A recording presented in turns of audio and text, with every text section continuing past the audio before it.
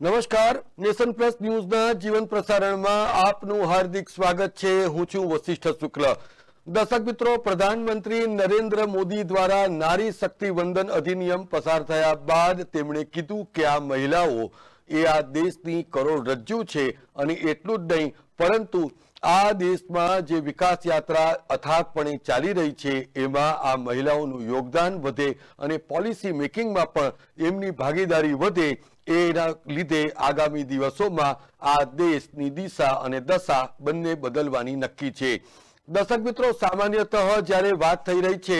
ગુજરાતના રાજકારણની, ત્યારે છેલ્લા કેટલાક સમયથી અંબાજીથી લઈને ઉમરગામ સુધીની પૂર્વ પટ્ટી ઉપર ખાસ કરીને આદિવાસી બહુલ્ય ધરાવતા વિસ્તારોમાં એક અલગ પ્રકારની રાજનીતિ ઉભરી રહી છે। એ પાછળનું કારણ એ છે કે આમ આદમી પાર્ટીના ધારાસભ્ય ચૈતર વસાવા હવે જેલવાસ ભોગવી રહ્યા છે, તો બીજી બાજુ ભારતીય જનતા પાર્ટી અને કોંગ્રેસે પણ લોકસભા 2024ની તૈયારીઓ કરી છે। દર્શક મિત્રો, લોકસભાની ચૂંટણીઓ જ્યારે હવે માથા પર છે ત્યારે તમામ ધારાસભ્યોએ પણ એડી ચોટીનું જોર લગાવ્યું છે। પરંતુ દર્શક મિત્રો, આજે મારે આપને રૂબરૂ કરાવવાના છે એક એવા મહિલા ધારાસભ્ય સાથે કે એમની ગળથૂથીમાં જ રાજનીતિ વણાયેલી છે। સંગઠનના ચોકઠા ગોઠવી દીધા બાદ હવે તેઓ ચૂંટાયેલા ધારાસભ્ય તરીકે એવી વિધાનસભાનું પ્રતિનિધિત્વ કરી રહ્યા છે કે જેને માટે હંમેશા શબ્દ વપરાય છે અંતરિયાળ વિસ્તારમાં રહેતા છેવાડાના માનવી। દર્શક મિત્રો, આજે મારી સાથે ઉપસ્થિત છે નર્મદા જિલ્લાની નાંદોદ વિધાનસભા બેઠકના ધારાસભ્ય અને સંગઠનના સાની એવા doctor Darshana Deshmukh. Doctor Darshana, channel nation plus ન્યૂઝમાં આપનું ખૂબ ખૂબ સ્વાગત છે। દર્શક મિત્રો, કારણ કે આ વાત છે નાંદોદ વિધાનસભા અને આજુબાજુની તમામ વિધાનસભાઓ ઉપર જે રીતે આદિવાસી વિસ્તારમાં કયા પ્રકારની રાજનીતિ આકાર લઈ રહી છે એ માટેની વાત કરવા માટે મારી સાથે નર્મદા જિલ્લાના વરિષ્ઠ પત્રકાર દીપક જગતાપ પણ જોડાઈ ચૂક્યા છે। દીપક જગતાપ, આપનું પણ ખૂબ ખૂબ સ્વાગત છે। ડોક્ટર દર્શના દેશમુખ, છેલ્લા કેટલાક સમયથી આપ ખૂબ લાઇમલાઇટમાં રહ્યા છો, કારણ કે પછી એ બલેશ્વર ગામમાં જે સંમેલન યોજાયું અને એમાં આપનો વિરોધ કરવામાં આવ્યો, સોશિયલ મીડિયા ઉપર આપનો ખૂબ વિડીયો પણ વાયરલ થયો। પરંતુ આપ શું માનો છો કે ક્યાંક ને ક્યાંક જે સોશિયલ મીડિયા ઉપર જે વિડીયો વાયરલ કરવામાં આવ્યો એ વિશે આપનું મંતવ્ય જાણવાનું કદાચ કોઈને સદભાગ્ય નથી સાંપડ્યું, પરંતુ હું આપને આજે આ માધ્યમથી પૂછવા માંગુ છું કે આ જે સંમેલન હતું એમાં એકચ્યુઅલી આપની વાત શું હતી? આખું સમસ્ત વસાવા સમાજનું એક સંમેલન જે બલેશ્વર મુકામે થયું, એ સંમેલનમાં હું પણ એક વસાવા સમાજની દીકરી છું, એટલે એમાં મને પણ આમંત્રણ આપવામાં આવ્યું હતું અને એના માધ્યમ થકી જ્યારે એક સ્પીચ આપવાની આવી ત્યારે મારા દ્વારા કહેવામાં આવ્યું, હવે સમાજની દીકરી છું અને એ સમાજમાંથી જ્યારે હું પ્રતિનિધિત્વ કરી રહી છું ત્યારે એક લાગણી ચોક્કસ હોય કે જે વડાપ્રધાન શ્રી નરેન્દ્રભાઈ મોદી જે વિકસિત ભારત સંકલ્પ યાત્રા લઈને ચાલી રહ્યા છે એનો મેઇન મુખ્ય ઉદ્દેશ પણ એ જ હતો કે જેમાં આદિવાસી સમાજના લોકોની જે એમને 17 યોજનાઓ જે બહાર પાડી છે એ યોજનાઓ એ અંતિમ છેવાડાના માનવી સુધી પહોંચે અને જેથી કરીને આદિવાસી સમાજના લોકોનું જીવન ધોરણ ઊંચું આવે અને એની સાથે સાથે લોકો એટલું પણ સામર્થ્ય કેળવે કે જેમાં શિક્ષણની વાત હોય, આરોગ્યની વાત હોય, સ્વરોજગારની વાત હોય અને ખેતીની વાત હોય। પણ આ દરેક વિષયને મને એવું લાગ્યું કે આટલા બધા મારા સમાજના જ્યારે લોકો છે ત્યારે મારે એમની સમક્ષ સરકારની આ યોજનાઓની માહિતી પહોંચાડવી જોઈએ, જેથી કરીને વંચિત કે જે કોઈ સમાજનો વ્યક્તિ આ યોજનાઓના લાભ થકી જો વંચિત રહી ગયો હોય તો એને પણ આ યોજનાઓનો લાભ મળી શકે અને જે નરેન્દ્રભાઈ મોદીજીનું જે સ્વપ્ન છે કે જે વિકસિત ભારત બનાવવાનું અને એ વિકસિત ભારત બનાવવાના સંકલ્પને સાકાર કરવા માટે આ યુવાનો, મહિલાઓ, ખેડૂતો અને ગરીબ લોકોને કે જે આદિવાસી સમાજના છે તેમને પણ આ યોજનાઓના લાભ થકી એમને એમનું જીવનનું ધોરણ ઊંચું લાવીને એમનું સામર્થ્ય કેળવી શકાય. અને એ જ ઉદ્દેશ્ય સાથે મને પણ થયું કે જ્યારે હું ભારતીય જનતા પાર્ટીના ધારાસભ્ય તરીકે હું જ્યારે પ્રતિનિધિત્વ સમાજનું કરી રહી છું, તો મારે મારા સમાજના સમક્ષ આ વાત મૂકવી જોઈએ કે સરકારની જે યોજનાઓ છે એનાથી લોકોના જીવનમાં પણ કેટલો બદલાવ આવી શકે છે. જ્યારે સરકાર લોકોના જીવનનો બદલાવ લાવવા માટે આ બધી યોજનાઓ અમલમાં મૂકતા હોય કે કોઈ પણ જાતિ, કોઈ પણ વર્ગને ધ્યાનમાં લીધા સિવાય સમગ્ર દેશના સમગ્ર નાગરિકોનું જીવન ધોરણ ઊંચું લાવવા માટે જ્યારે આ યોજનાઓ અમલમાં મૂકવામાં આવતી હોય ને એમાંય ખાસ કરીને જ્યારે આદિવાસી સમાજ માટેની વાત હોય, તો મને એટલી લાગણી તો ચોક્કસ થાય જ કે હું પણ મારા સમાજના લોકોને સરકારની યોજનાઓની માહિતી આપું, જેથી કરીને એ યોજનાઓનો લાભ લઈને આપણે સમાજને ઉપર લાવવાની વાત કરવાની છે, સમાજને આગળ વધારવાની વાત કરવાની છે. ત્યારે આ સમાજને આ યોજનાઓના લાભ થકી એમને પણ આપણે એમનું જીવન ધોરણ ઊંચું આવે અને એ જ માધ્યમ સાથે એ જ હેતુથી મારે આ વાત એમની સમક્ષ મૂકવી હતી અને જે મેં મૂકવાની શરૂઆત કરી હતી. જી, પરંતુ ડોક્ટર દર્શનાબેન, આપને એમ લાગે છે કે આ જે વાત હતી એમાં સમાજના ઉત્થાનની વાતો હતી, સમાજને માટે એક સારી વાતો હતી, પરંતુ કમનસીબે એને રાજનીતિની એરણ ઉપર રાખવામાં આવી અને જેને લઈને આ હોબાળો થયો, એવું લાગે છે આપને? મારો વિષય એટલો જ હતો કે મારે મારા સમાજના લોકોને ભારતીય જનતા પાર્ટીની સરકારની જે વિવિધ યોજનાઓ છે, આજે આયુષ્માન ભારત કાર્ડની તમે યોજનાની વાત જુઓ, પ્રધાનમંત્રી ઉજ્જવલા યોજનાની વાત જુઓ, પ્રધાનમંત્રી વિશ્વકર્માની વાત જુઓ, પ્રધાનમંત્રી આવાસ યોજનાની વાત જુઓ, જનધન યોજના જુઓ, પ્રધાનમંત્રી જીવન જ્યોતિ વીમા જુઓ, નલ સે જલ, આવી આ 17 યોજનાઓ, આ 17 યોજનાઓના માધ્યમ થકી જો આદિવાસી સમાજના લોકોનું જીવન ધોરણ ઊંચું આવશે તો ભારત દેશ પણ સમર્થ બનશે. એ જે લાગણી આદરણીય વડાપ્રધાન શ્રીની છે, એ જ હેતુથી મારે પણ મારા સમાજના લોકોને આ એક વાત, જે સાચી વાત છે, એ મારે એમને જણાવી હતી અને જે જણાવવાની મેં કોશિશ કરી હતી. જી, પરંતુ ડોક્ટર દર્શના, આપને એમ લાગે છે કે ડેડિયાપાડાના ધારાસભ્ય ચૈતર વસાવા એરેસ્ટ થયા બાદમાં હવે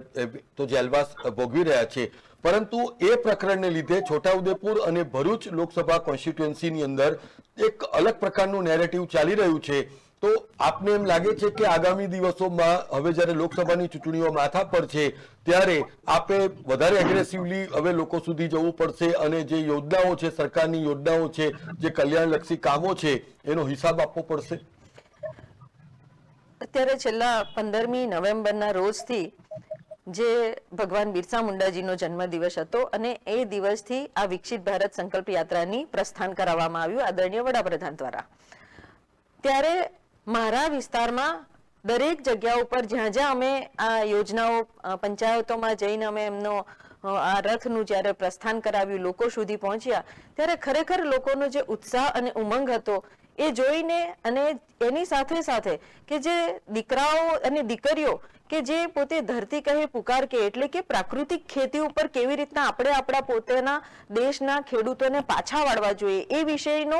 એક અભિગમ દર્શાવતો અને એ વિષય ઉપર આપણે પ્રાકૃતિક ખેતી તરફ પાછા કેવી રીતના વળી શકીએ એ સમજાવવાની કોશિશ કરવાનું કામ જ્યારે આ નાના 6ઠા, 7મા અને 8મા ધોરણના વિદ્યાર્થીઓ કરી રહ્યા હતા, ત્યારે ખરેખર આખી સ્ક્રિપ્ટ એ લોકો વાંચ્યા વગર મોઢે આખી સ્ક્રિપ્ટ બોલતા હતા. અને જે લાભાર્થી બહેનો છે કે આ યોજનાઓના, વિવિધ યોજનાઓનો જેમણે લાભ લીધો છે, એ લાભાર્થી બહેનો પણ મોઢે આખી પોતે પોતાને કેવી રીતના યોજના થકી લાભ મળ્યો છે, કે ઉજ્જવલા યોજનાની વાત હોય, આવાસની વાત હોય, ખેડૂત માટે પ્રધાનમંત્રી કિસાન સન્માન નિધિ યોજનાની વાત હોય, કે પોષણ સુધા અભિયાન હેઠળ જે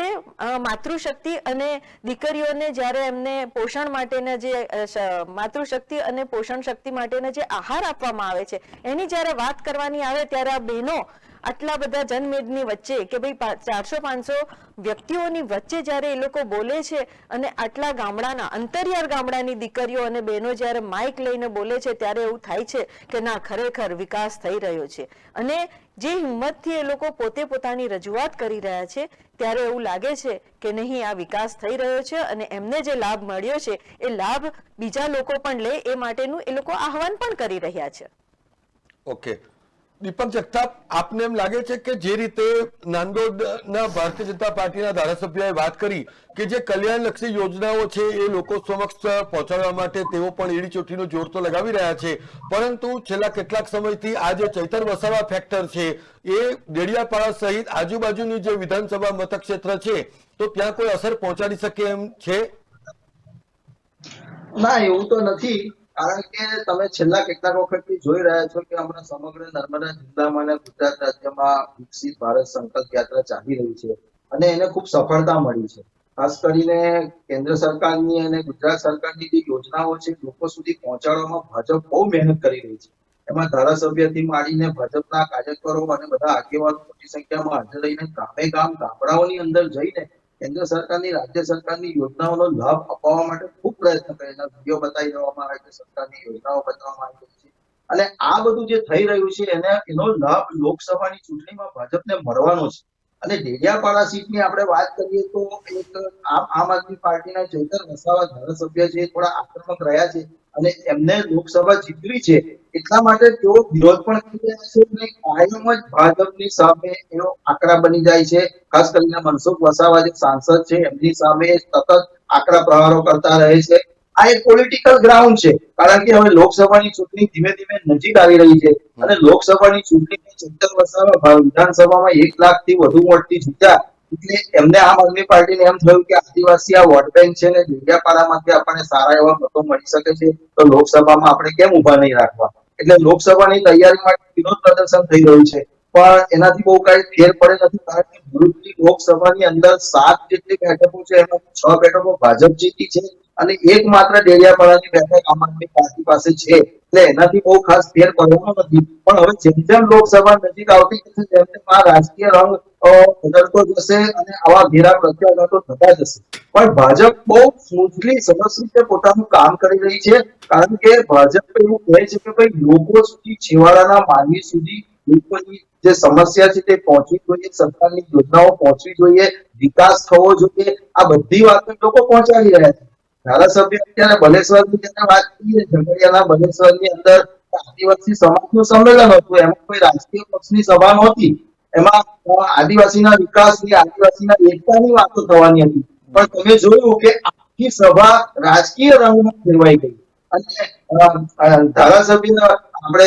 નાંદોદના ધારાસભ્ય દર્શનાબેન ભાષણ કરવા માટે ઉભા થયા, મનસુખભાઈ ઉભા થયા, ભાજપના આગેવાનો ઉભા થયા ત્યારે કેટલાક કાર્યકરોએ એમનો થોડો વિરોધ દર્શાવ્યો, બતાવે છે કે આ લોકો સારું કામ કરે છે ગમતું નથી તો બીજું શું કરી શકીએ, વિરોધ કરવો જોઈએ. એટલે એ આમ આદમીના કાર્યકરો, સમર્થકો એનો વિરોધ કરતા હતા પણ એનાથી બહુ ખાસ ફેર પડવામાં નથી મને એવું લાગે. ઓકે ડોક્ટર દર્શના, આપને એમ લાગે છે કે આપનું જે રાજકીય કારકિર્દી છે તો એમાં મોટા ભાગનો સમય સંગઠન ક્ષેત્રે ગયો છે, તો આપે માનો છો કે હવે જ્યારે આપ ચૂંટાયેલા પ્રતિનિધિ છો ત્યારે આપનો જે અનુભવ છે એ સાચા અર્થમાં આગામી જે આપણી જે 4 વર્ષની જે ટેન્યુઅર છે એમાં સાચા અર્થમાં કામ લાગશે? ડોક્ટર દર્શના, ભારતીય જનતા પાર્ટીના કાર્યકર્તા તરીકે જે ઘડતર કરવામાં આવે છે કે પ્રજાના સમક્ષ સુધી જવું, પ્રજાના લોકોના સુખ દુઃખમાં સહભાગી થવું અને એના થકી જ જ્યારે આજે સરકારી યોજનાઓ થકી ગુજરાત સરકારની, ભારતીય જનતા પાર્ટીની સરકાર અને કેન્દ્રની ભાજપાની સરકાર, આ બંને સરકારો દ્વારા જે અનેક યોજનાઓનું અમલીકરણ પણ તાત્કાલિક થાય એ રીતનું આયોજન જ્યારે સરકાર દ્વારા થઈ રહ્યું છે ત્યારે ખરેખર અમને પણ ખૂબ આનંદ થાય છે કે અમે લોકોના સમસ્યાઓમાં સહભાગી થવા એમની સાથે પહોંચી શકીએ અને એમને કેવી રીતના મદદરૂપ થઈએ, કેવી રીતના એમના દુઃખમાં સહભાગી થઈએ કે જેથી કરીને એમના જનસુખાકારીના જે બી એમને સાધન ઉપલબ્ધ થઈ શકે, જેવી રીતના કે એ લોકો સારું શિક્ષણ મેળવી શકે, સારું આરોગ્ય મેળવી શકે, સ્વરોજગારીની વાત હોય કે ખેડૂતો માટેના ખેતી માટેની કોઈ પણ યોજનાઓની વાત હોય તો આ બધી જ યોજનાઓ થકી એમના જીવનનું સાચું સુખ એ લોકો મેળવી શકે એ માટે અમે સતત ને સતત પ્રયત્નશીલ જ રહીએ છીએ અને એટલા માટે જ આ સભામાં પણ મેં એ જ વાતને મુખ્ય મુદ્દો બનાવ્યો હતો અને એટલા માટે જ મેં એમની સમક્ષ આ વાતની રજૂઆત કરી હતી. અને બીજી એક વસ્તુ એ પણ હતી કે જ્યારે ભગવાન બિરસા મુંડા જે 1875 જ્યારે એમનો જન્મ થયો અને એમણે જે સ્વાતંત્ર્ય સેનાની તરીકે જે કામ કર્યું હતું ત્યારે એમણે પણ આ દેશના આદિવાસી સમાજના લોકોને અનેક ઉપદેશ આપ્યા હતા અને એ ઉપદેશમાં એક વસ્તુ એવી પણ હતી કે ભગવાનની પૂજા કરવી જોઈએ, આપણે સર્વે પોતાનો પરધર્મ છોડીને સ્વધર્મ અપનાવવો જોઈએ, તુલસી ક્યારો રાખવો જોઈએ, ઘર સ્વચ્છ રાખવું જોઈએ અને ભગવાનની પૂજા કરવી જોઈએ. આવા અનેક એમણે ઉપદેશો આપ્યા હતા અને વ્યસન મુક્તિથી દૂર રહેવું જોઈએ. તો ભગવાન બિરસા મુંડાએ જ્યારે સનાતન ધર્મ માટે પણ આટલું જે તે સમયે એમણે પોતે આ આહવાન કર્યું હતું લોકોને, તો પછી હાલમાં પણ આપણે એ જ દિશામાં આગળ વધી રહ્યા છે અને જ્યારે વિકસિત ભારત બનાવવાની દિશામાં જઈ રહ્યા છે ત્યારે ભારતને વિશ્વગુરુ બનાવવા માટે આ બધી જ વાતો એમાં ખૂબ જ જરૂરી છે અને એટલા માટે જ આ દેશના નાગરિકોને સુખી અને સમૃદ્ધ બનાવવા માટે કે જેથી કરીને આ યોજનાઓ થકી જો આ દેશનો નાગરિક સુખી અને સમૃદ્ધ બનશે, આદિવાસી સમાજ સુખી થશે, તો ચોક્કસ 2047 સુધીમાં આ વિકસિત ભારતની જે સંકલ્પના જે આદરણીય વડાપ્રધાન નરેન્દ્રભાઈ મોદીએ કરી છે એ ચોક્કસ એમાં ખરી ઉતરશે. અને એમાં અમને પણ ચોક્કસ ખાતરી છે કે આદિવાસી સમાજના, હું પણ એક જનજાતિ સમાજની દીકરી છું અને જનજાતિ સમાજની દીકરી હોવાને નાતે વસાવા સમાજમાંથી હું આવું છું, ત્યારે મને પણ ચોક્કસ ખાતરી છે કે આ જે સરકારી યોજનાઓ છે, સરકારી યોજનાઓનો લાભ અંતિમ છેવાડાના માનવી સુધી અને એમને પહોંચે અને એમનું જીવન ધોરણ પણ ઊંચું આવે અને એની સાથે સાથે આ જનજાતિ સમાજની જે પણ કોઈક સમસ્યાઓ છે એ સમસ્યાઓ અમે જ્યાં જ્યાં જરૂર પડે ત્યાં ત્યાં એની રજૂઆત કરવામાં અમે ચોક્કસ કટિબદ્ધ રહીશું અને એની સાથે સરકાર સાથે પણ અમે લોકો સહભાગી થઈશું અને લોકો સાથે પણ સહભાગી થઈને જનજાતિ સમાજને કેવી રીતના આગળ લાવી શકાય એ માટેના ચોક્કસ પ્રયત્નો કરતા રહીશું. પરંતુ ડોક્ટર દર્શના, મારે આપની પાસે એ પણ સમજવું છે કે આ છેલ્લા કેટલાક સમયથી ખાસ કરીને જે આદિવાસી વિસ્તારો છે તો ત્યાં એક પાર્ટી, ભારતીય જનતા પાર્ટી માટે એક અલગ પ્રકારનું નેરેટિવ ચાલે છે. પછી યુનિફોર્મ સિવિલ કોડ હોય ત્યાં પણ એમનો વિરોધ થાય છે, પરંતુ આ બધી જે યોજનાઓ છે એનો પણ વિરોધ થાય છે. ઇવન સાંસદ મનસુખ વસાવાએ મારી સાથેની વાતચીતમાં એવું કીધું કે અગર જો આમ આદમી પાર્ટીના ધારાસભ્ય એ આદિવાસીઓના ખરા હિતેશી હોય તો એમણે આદિવાસીઓને મારવાની જરૂર નહોતી. તો આપ એમ માનો છો કે આમ આદમી પાર્ટીની કથની અને કરણીમાં ફરક છે? આદિવાસી સમાજના જે પણ નાગરિકો હોય એમાં આપણે જનજાતિ સમાજ તરીકે આપણે આપણા સમાજને કેવી રીતના આગળ લાવવું જોઈએ એ દરેક પાર્ટીના લોકોએ વિચારવું જોઈએ. અને એમાં જ્યારે સરકાર ભારતીય જનતા પાર્ટીની હોય અને જો ભારતીય જનતા પાર્ટીની સરકારમાં આટલી બધી સુખ સુવિધાની યોજનાઓ દરેક સમાજના લોકોની સાથે જનજાતિ સમાજના લોકો માટે પણ થઈ રહી હોય ત્યારે આ જનજાતિના સમાજના દરેક વર્ગે એમના લોકોને સુધી આ યોજનાઓ કેવી રીતના પહોંચે અને યોજનાઓ થકી એમને મદદરૂપ કેવી રીતના થરાય એ આશય રાખવો જોઈએ, નહીં કે એનો વિરોધ કરીને. આપ એમ માનો છો કે અત્યારે આદિવાસીઓ માત્ર ને માત્ર કેટલીક પાર્ટીઓ માટે એક વોટ બેંકનું સાધન બની ગયા છે, એવું લાગે છે આપને?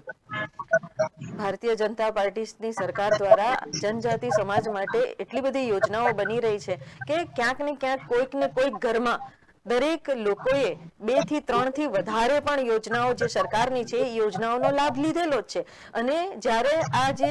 સમાજનું જે સંમેલન હતું એ સંમેલનમાં પણ ઘણા બધા લોકો,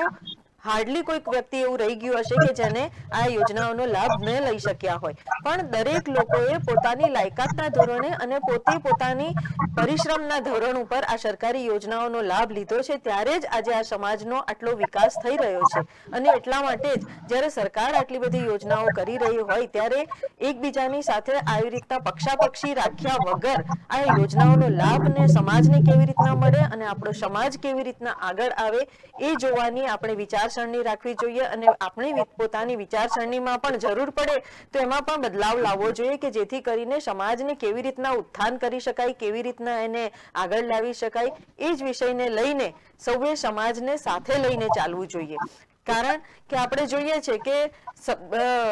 ભારતીય જનતા પાર્ટીની સરકારમાં એવું કહેવાય છે, અમને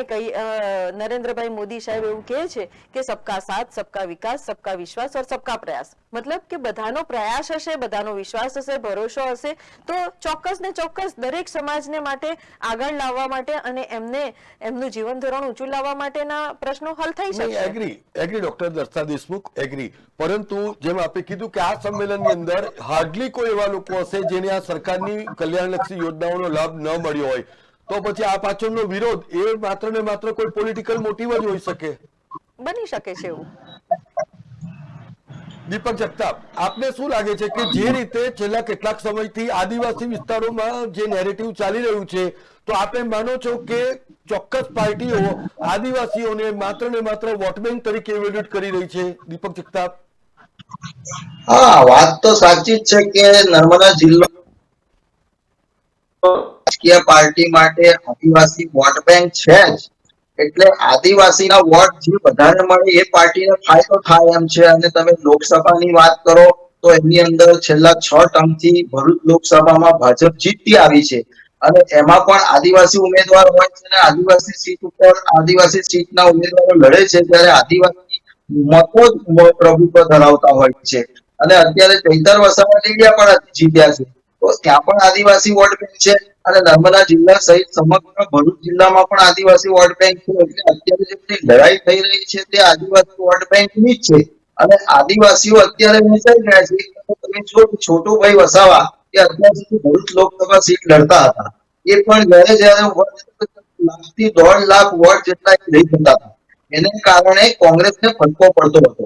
હવે અત્યારે એ છોટુભાઈ વસાવા ભલે મેદાનમાં નથી, પણ હવે ચૈતરભાઈ વસાવાને લડાવવાની વાત કરી રહ્યા છે. બીજી તરફ કોંગ્રેસને લડાવવાની વાત કરી રહ્યા છે. કોંગ્રેસમાંથી આપણા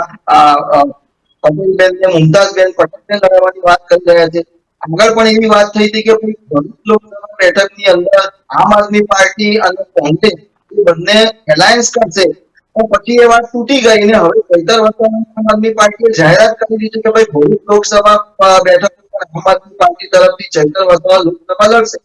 મનસુખભાઈ વસાવાએ પણ એવી જાહેરાત કરી કે ભરૂચ લોકસભાથી મને ટિકિટ મળશે તો હું ચોક્કસ લડીશ, ચોક્કસ જીતીશ. તો બીજી તરફ મુમતાઝબેન પટેલ કોંગ્રેસમાંથી એવું કહે છે કે અમે આમ આદમી પાર્ટી સાથે કોંગ્રેસ અમારી અલગ બેઠક લડશે. તો આમાં શું થઈ જશે કે જે એક તરફ કોંગ્રેસ, એક તરફ ભાજપ, એક તરફ આમ આદમી પાર્ટી, ત્રણે ત્રણ પોતાના અલગ ઉમેદવારો જો ઉભા રાખશે તો આદિવાસીનો વોટ વહેંચાઈ જશે. જો એલાયન્સ હોય તો ફાયદો, ભાજપને ફાયદો થશે, પણ જો ત્રણે ત્રણ જગ્યાએ આ બેઠક મતો વહેંચાઈ જશે તો પક્ષોને નુકસાન થવાની શક્યતા છે. એટલે હવે આદિવાસી વોટો કઈ તરફ જાય છે? અને સામાન્ય રીતે આગળ પણ મેં તમને એક વાર કહ્યું કે જ્યારે લોકસભાની ચૂંટણી હોય છે ત્યારે લોકો લોકસભાની ચૂંટણીમાં મતદારો વિકાસને વધુ મહત્વ આપે છે, કારણ કે કેન્દ્રમાં પણ ભાજપની સરકાર છે, ગુજરાત રાજ્યની અંદર પણ ભાજપની સરકાર છે. તો પછી આ એક બેઠક માટે ભાજપને નહીં જીતાડવાનું લોકો નહીં વિચારે, કારણ કે ભરૂચ લોકસભાની 7 માંથી 6 બેઠકો ભાજપની પાસે છે, માત્ર ડેડિયાપાડાની એક બેઠક આમ આદમી પાર્ટી પાસે છે. તો ભાજપને વોટ આપવાની વાત આવે લોકસભાની અંદર, લોકો વિકાસને મહત્વ આપે છે. આ વાદ વિવાદ અને આ બધું કેટલા મર્યાદિત છે, પણ જ્યારે દેશના વિકાસની વાત આવે છે ત્યારે નરેન્દ્ર મોદી ઉપર લોકો મોહર મારે છે. અને મોદીની ગેરંટી જ્યારે પોતે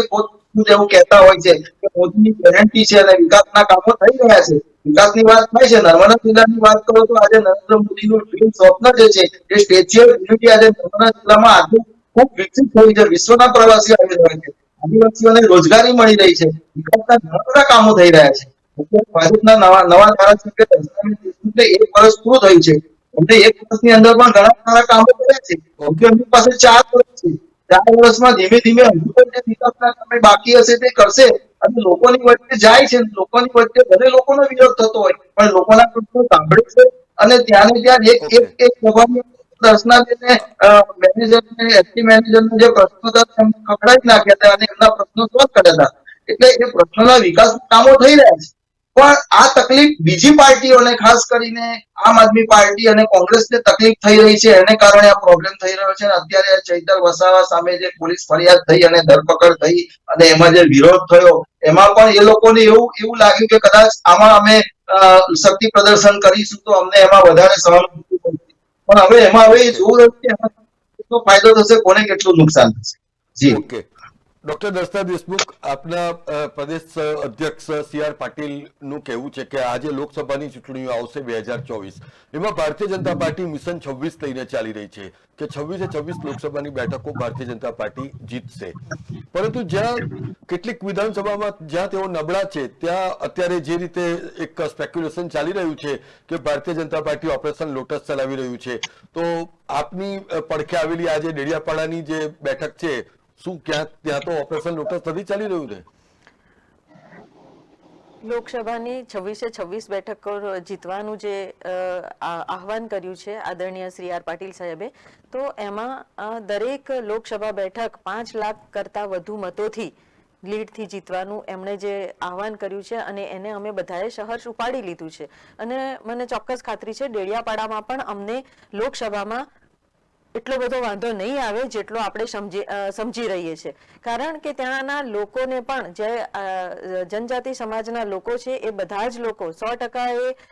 આદિવાસી પ્રભુત્વ ધરાવતો વિસ્તાર છે અને આદિવાસી બહુલ્ય વિસ્તાર છે. ત્યારે ત્યાં પણ લોકોના અનેક એવા કામો થયા છે અને ત્યાં સંગઠનમાં પણ અનેક લોકોએ ખૂબ સારી કામગીરી કરેલી છે. ત્યારે ત્યાંથી પણ લોકસભાના ચૂંટણીમાં આપણને ખૂબ સારી રીતે વોટિંગ મળી રહેશે અને ભારતીય જનતા પાર્ટીને ત્યાંથી કોઈ મુશ્કેલી નહીં આવશે એવી મને ખાતરી છે. ઓકે, પરંતુ ડોક્ટર દસ્તાબેન, મને આપ એ સમજાવો કે આપના વિસ્તારની જે બેઝિક જે સમસ્યાઓ છે અને એની જે એક આખી જ્યોગ્રાફિકલ જે આખું એટમોસ્ફિયર છે એ જોતા એમ લાગે છે કે ખાસ કરીને એક તો હેલ્થ ખૂબ મોટો વિષય છે, એક એજ્યુકેશન ખૂબ મોટો વિષય છે અને જે બેઝિક જે ઇન્ફ્રાસ્ટ્રક્ચર ફેસિલિટીઝ છે તો એ પણ જે આપનો વોટર્સ છે એ આપની પાસેથી ઝંખી રહ્યો છે. તો આપ એમ માનો છો કે આગામી 4 વર્ષ દરમિયાન આ વસ્તુઓ પૂરી કરવી એ આપની પ્રાયોરિટી પર હશે? જી ચોક્કસ, આપની વાત સાથે પૂરેપૂરી સહેમત છું હું. અને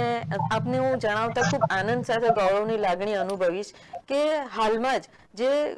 ગુજરાત ભારતીય જનતા પાર્ટીની સરકાર દ્વારા જીમર્સ મેડિકલ કોલેજ જે રાજપીપળા ખાતે આવી છે અને એનાથી સિવિલ હોસ્પિટલમાં જે રીતના કામ થઈ રહ્યું છે ખૂબ જ સરસ રીતે કામ થઈ રહ્યું છે. એવી જ રીતના બિરસા મુંડા યુનિવર્સિટીનું પણ ત્યાં આખું કામ થઈ રહ્યું છે અને આવનારા દિવસમાં બિરસા મુંડા યુનિવર્સિટીનું પણ લોકાર્પણ થશે. ત્યારે ત્યાંના અને આજુબાજુના અમારા સમાજના લોકોને એમાં એ લોકોને જે એજ્યુકેશન હોય, ગ્રેજ્યુએશન હોય એ પૂર્ણ કરવા માટે બહુ દૂર સુધી નહીં જવું પડે અને રાજપીપળા ખાતે જ આ બધી સુખ સુવિધાઓ ઉપલબ્ધ થઈ શકશે. એની સાથે સાથે જે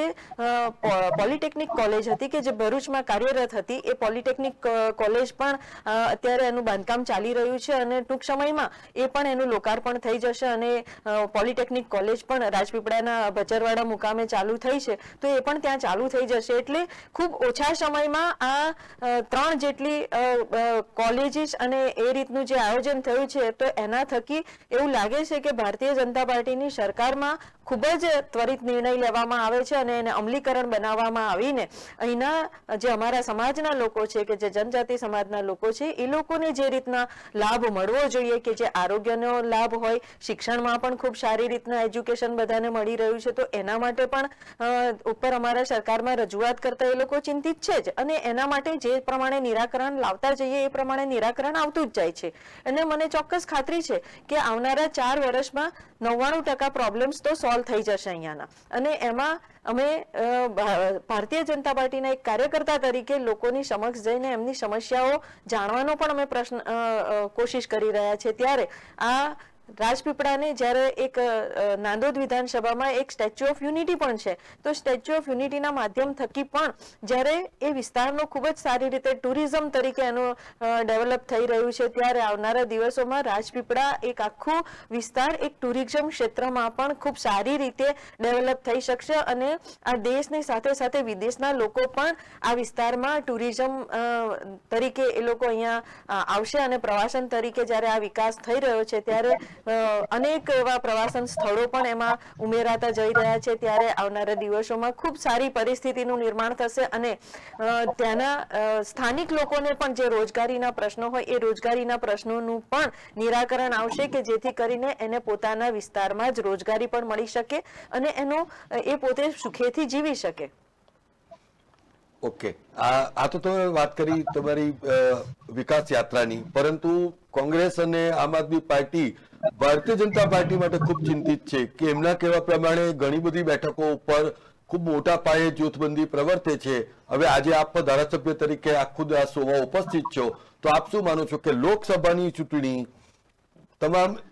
જે ધારાસભ્યો છે, સાંસદ ના જે ઉમેદવાર છે એને જીતાડવા માટે એકજૂટ થઈને મહેનત કરશે કે કેમ? હા, ચોક્કસ, સવાલ જ નહીં. ભારતીય જનતા પાर्टीનો એક કાર્યકર सबको साथ लेके चलना, सबको साथ रख के चलना, એ ભાવના સાથે કામ કરતો હોય છે અને આ દેશના આ રાષ્ટ્રવાદ માટે કામ કરતો હોય છે. અને જ્યારે ભારત દેશની વાત આવે ને ત્યારે ભારતીય જનતા પાર્ટીનો કાર્યકર્તા ક્યારેય પાછળ ના પડે, કારણ કે એ રાષ્ટ્રહિતમાં કામ કરવા વાળો કાર્યકર્તા છે. અને એ રીતના જ્યારે એનું ઘડતર થતું હોય ત્યારે આ રાષ્ટ્રહિતના કાર્યક્રમમાં ભારતીય જનતા પાર્ટીના કાર્યકરો દ્વારા આ બેઠકો 26 બેઠકો જંગી બહુમતી જીતાડવાનું કામ પણ અમે જ સૌ ભારતીય જનતા પાર્ટીના કાર્યકર્તાઓ કરીશું.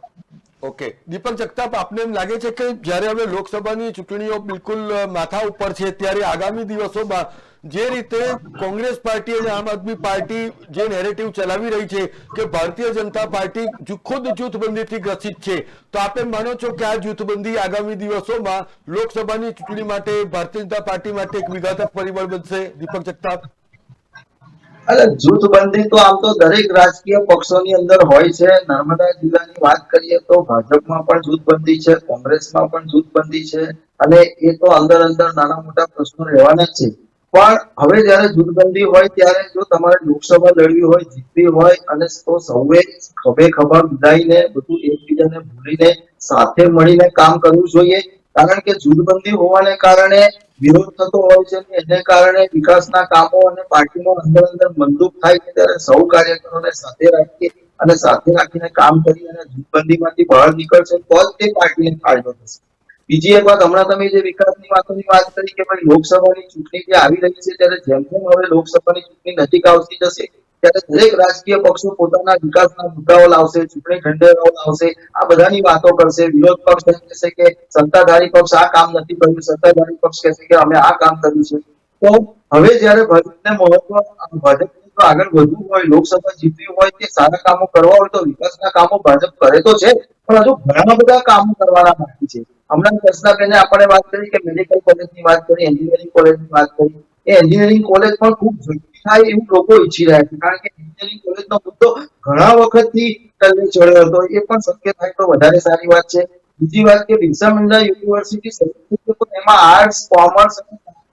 કે 2-3 જ કોર્સીસ શરૂ થયા છે, અને બીજા બધા કોર્સીસ ધીમે ધીમે વધારે, કારણ કે આદિવાસી વિદ્યાર્થીઓને એડમિશન લેવા માટે બીજા જિલ્લામાં બહાર જવું પડતું હોય છે અને બહુ તકલીફ પડે છે. તો એ બધા કોર્સીસ આપણા નર્મદા જિલ્લામાં યુનિવર્સિટીની અંદર આવે અને આદિવાસી વિદ્યાર્થીઓને અહીંયા પ્રવેશ મળી જાય તો એમને બહાર જવું ના પડે, એમને હોસ્ટેલની વ્યવસ્થા થાય, એમને રહેવાની સગવડ થાય, તો આ લોકો અહીંયા ઘર આંગણે ભણી શકે, પોતાની કારકિર્દી બનાવી શકે. એ પ્રશ્ન બહુ મહત્વનો છે ભારત માટે. બીજું, રાજપીપળા અંકલેશ્વરની જે રેલવેની લાઈન છે, narrow gauge railway line broad gauge થઈ ગઈ, પણ કેટલાક અનિવાર્ય સંજોગોને કારણે એ બંધ પડી છે. એ સત્વરે ચાલુ કરવી જોઈએ અને એને કેવડિયા સુધી લંબાવવાની કોઈ વાત નથી હોતી, એ પણ ટલ્લે ચડી ગઈ છે. તો ધારાસભ્યો માટે આ એક બહુ મહત્વનો મુદ્દો રહેશે કે તેઓ હવે આગામી દિવસોમાં કેટલા ઝડપથી આ કામને આગળ લઈ જઈ શકે છે. કારણ કે લોકોની માંગણી છે કે રાજપીપળા અંકલેશ્વર રાજા રજવાડાના વખતથી જે ચાલતી હતી એ ફરીથી ચાલુ થવી જોઈએ. અને અહીંયા સરસ મજાનું રેલવેનું રિઝર્વ સેન્ટર હતું, તો લોકોને ટિકિટ એડવાન્સ બુકિંગ કરવું હોય તો અહીંયાથી થઈ જતું, એ સેન્ટર પણ બંધ થઈ ગયું છે. તો એ પણ ચાલુ થાય. અહીંના વેપારી લોકોએ આવેદનપત્ર આપીને માંગ પણ કરી છે કે ધારાસભ્ય અને ભાજપના સત્તાધારી પાર્ટી આ દિશામાં આગળ વધે, એ પણ બહુ જરૂરી છે. બીજું કે સ્ટેચ્યુ ઓફ યુનિટીનો વિકાસ ખૂબ સારો થયો છે, એમાં કોઈ ઉલ્લેખ નથી, પણ એના વિકાસની પાછળ નર્મદા જિલ્લાનું વડુ મથક રાજપીપળાનો વિકાસ ધકેલાઈ ગયો છે. રાજપીપળાનો વિકાસ નથી થયો અને લોકો ઈચ્છે છે કે રાજપીપળાનો પણ વિકાસ થાય, ત્યાં સારા રસ્તાઓ, સારી વીજળી, સારી યોજનાઓ આ બધી રાજપીપળાની અંદર આવે. એ બિલકુલ, તો પણ એનો લાભ, હા, બિલકુલ, એટલે આ વિસ્તારમાં ખાસ ધ્યાન આપવું પડશે. બીજી મહત્વની વાત છે કે સમયની મર્યાદા છે. દીપક જગતાપ, સંક્ષિપ્તમાં આપની વાત મૂકી દો. હજુ ઘણા બધા વિકાસના કામો બાકી છે. એ વિકાસના કામો પણ એમને ઝડપથી કરવા પડશે. ટાવરની વાત છે, કનેક્ટિવિટીની વાત છે, અને ખાસ કરીને આગળ પણ તમે જે વાત કરી કે કોમ્પ્યુટર શિક્ષણ, એજ્યુકેશનમાં આપણે નર્મદા જિલ્લામાં હજુ ઘણો પછાત છીએ, તો એમાં પણ આપણે આગળ વધવું પડશે. તો સાહેબ ફોન કરું 5 મિનિટ. બિલકુલ, હા, ઓકે. ડોક્ટર નરસા દેશમુખ, આપ મને એ સમજાવો કે જ્યારે આપ હવે લોકસભાની ચૂંટણીઓ યોજાવા જઈ રહી છે ત્યારે ખાસ કરીને જે નાંદોદ વિધાનસભાના આપના જે મતદારો છે એમને નેશન પ્લસ ન્યૂઝના માધ્યમથી શું સંદેશો પાઠવવા માંગો છો? મારા નાંદોદ વિધાનસભાના મતક્ષેત્રમાં આવતા મારા જે મતદાર ભાઈઓ બહેનો વડીલો છે મિત્રો છે એ લોકોને હું એટલું જ કહેવા માંગીશ કે જે પણ કંઈક સરકારી યોજનાઓ છે એ સરકારી યોજનાઓના લાભ થકી અને સાથે સાથે એમને જે પણ કંઈક એમના નાના મોટા પ્રશ્નો છે અને વિકાસના જે પણ કોઈ કામો છે એ કામોમાં અમે નાંદોદ વિધાનસભાના જે ક્ષેત્રમાં આવતા બધા જ વિસ્તારને લોકોને જીવન ધોરણ ઊંચું આવે એ માટેના અમે ચોક્કસ પ્રયત્ન કરતા રહીશું અને એમાં એમના સૂચનો પણ લેતા રહીશું અને સાથે સાથે જે વિકાસના કામો છે જે બાકી પડતા કામો છે એ બધા જ કામોને પરિપૂર્ણ કરાવવા માટે અમે પૂરેપૂરા કટિબદ્ધ છીએ અને સર્વે મતદારોને એટલી જ વિનંતી છે કે આપ સૌ જે પણ કોઈક સરકારી યોજનાઓ હોય એ યોજનાઓના લાભથી કોઈક વંચિત રહી ગયું હોય તો આપ સૌ આ સરકારી યોજનાઓના લાભ ચોક્કસ લો અને એના થકી જ આપનું જીવન ધોરણ પણ ઊંચું આવશે અને બીજું એ કે જ્યારે આ વિકસિત ભારત સંકલ્પ યાત્રાનો મોદી સાહેબનો ગેરંટી વાળો જે રથ છે એ રથને જે એમાં જે યોજનાઓ છે એ યોજનાઓમાં જ ગુજરાતના દરેક જિલ્લામાં જ્યારે આ યોજનાનો રથ ચાલી રહ્યો છે ત્યારે આપણા જિલ્લામાં કે નર્મદા જિલ્લામાં પણ નાંદોદ વિધાનસભામાં પણ જ્યારે આ રથ ચાલી રહ્યો છે ત્યારે આ રથના માધ્યમ થકી કે જે પણ કોઈ વ્યક્તિ આ યોજનાના લાભ થકી વંચિત હોય તે પોતાના વિસ્તારમાં પોતાના સરપંચશ્રીને તલાટીશ્રીને કે પછી ચૂંટાયેલા હોદ્દેદારશ્રીઓ હોય પંચાયતના પ્રમુખશ્રી હોય તો એમને એ જાણ કરીને પણ આ યોજનાઓનો ત્વરિત લાભ મળે એ માટેનું આયોજન પણ થઈ રહ્યું છે ત્યારે સૌને વિનંતી છે કે આપ સૌ સરકારની જેટલી પણ બધી યોજનાઓ છે એ યોજનાઓનો ચોક્કસથી લાભ લો અને જે કોઈક પણ આ યોજનાઓના લાભથી વંચિત રહી ગયું હોય તો તેને માર્ગદર્શન આપવાનું કામ પણ ચોક્કસથી કરજો.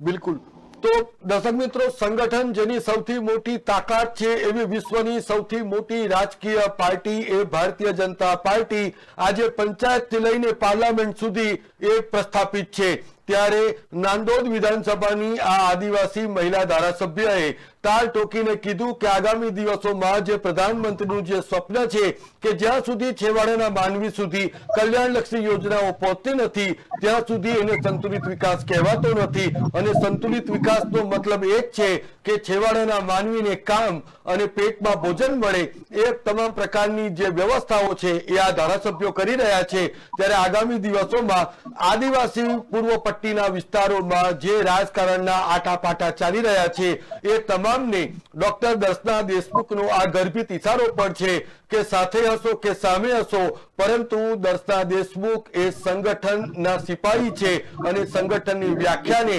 સુપેરે પચાવી ચૂક્યા છે. ત્યારે એમને આગામી દિવસોમાં લોકસભાની ચૂંટણી ખભે ખભા મેળવીને જીતાશે અને એમાં કોઈ બેમત નહીં હોય. ત્યારે આગામી દિવસોમાં એ જેવું પણ એટલું જ રોમાંચક બની રહેશે કે પ્રધાનમંત્રી મોદીની ગેરંટી એ આ વેરવિખેર થયેલા વિપક્ષનો કચ્ચાર ગાણ વાળી નાખશે એમાં કોઈ બેમત નહીં હોય. નેશન પ્લસ ન્યૂઝના વિશેષ શોમાં જોડાવા બદલ ડોક્ટર દર્શના દેશમુખ નાંદોદના ધારાસભ્ય આપનો ખૂબ ખૂબ આભાર. વરિષ્ઠ પત્રકાર દીપક જગતાપ આપનો પણ આભાર. નેશન પ્લસ ન્યૂઝના વિશેષ સમાચારો અને શોના અપડેટ્સ મેળવવા માટે આપ અમારી યુટ્યુબ ચેનલને સબસ્ક્રાઇબ અને શેર કરવાનું ચૂકશો નહીં. નવા સમાચારો સાથે ફરી મળીશું. ત્યાં સુધી રજા આપશો. નમસ્કાર.